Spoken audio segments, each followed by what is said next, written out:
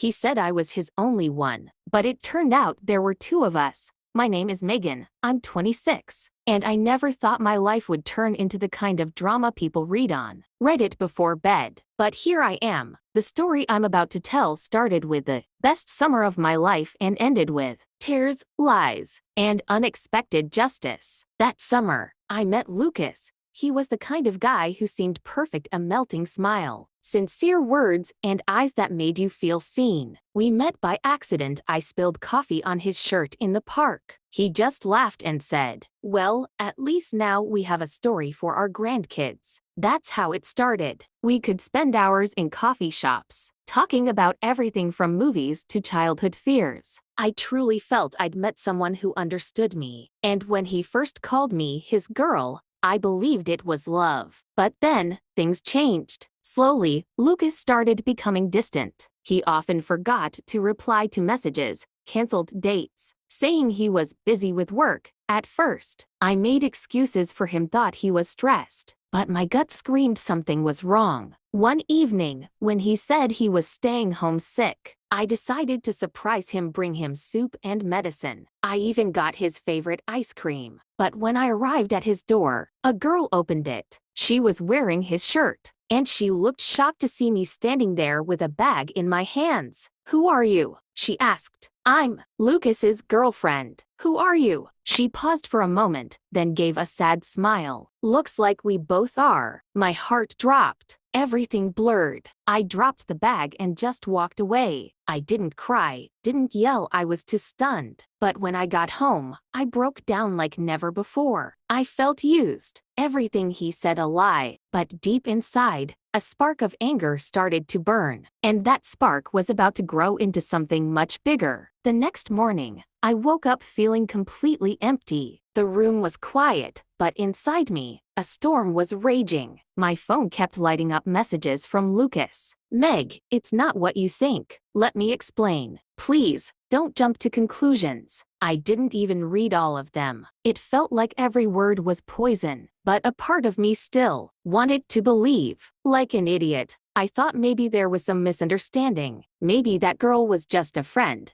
a cousin. I don't know anyone, but my heart knew the truth. And when he showed up at my door that evening with flowers, I already knew what I was going to do. He stood there, looking remorseful. His voice was soft, familiar. "Megan, I can explain everything." "Then explain." And he did. A long story about a friendship that got out of hand, a difficult period, being scared to lose me. He even shed a tear. I just stood there, watching him try to save his lies with words of love. Then I said calmly, "You can't even see how low you've fallen." I asked him to leave. He begged, yelled, then fell silent, just staring into my eyes. The same eyes I once fell in love with. But this time, I felt nothing. Just cold. When the door closed, I sank to the floor, but not out of pain, out of relief. That was the end of who I was with him. For days, I just existed, worked, slept, drank coffee, stared at the ceiling. But then the girl messaged me. Her name was Sarah. "Hey, I don't want to cause drama, but I think you deserve to know more." We met at the same cafe where I first met Lucas. And when she showed me the screenshots, the photos, the dates, I realized he'd lied to both of us.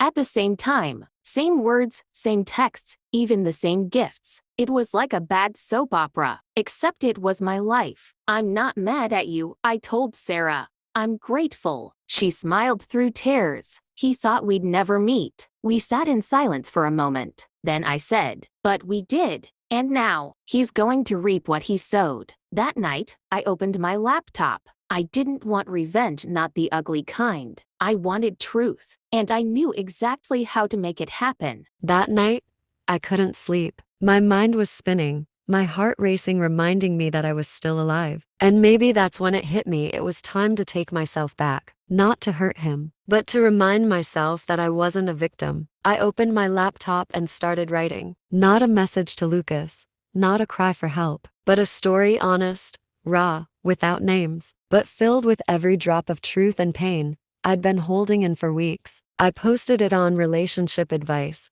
I just needed to let it out, and went to bed. The next morning, My phone blew up with notifications. The post went viral. Thousands of comments. Strangers showing me kindness and strength. You did the right thing. Don't let a liar break you. We're with you, girl. I cried again, but for the first time, out of gratitude. People didn't know me, but they saw me. And among all those comments, one stood out. Megan, it hurts now, but life always finds a way to bring justice. Sometimes through other people. Nodek 92. I don't know why, but his words stuck with me. Maybe because they didn't sound like pity, more like a promise. A few days later, I got another message from him. Hey, I don't want to sound weird, but I've been through something similar. If you ever want to talk, I'm here. I hesitated, but I said yes. We started chatting. At first, about pain, about music we listened to when we felt broken, then about silly things, laughter, dreams. Nate lived in Seattle,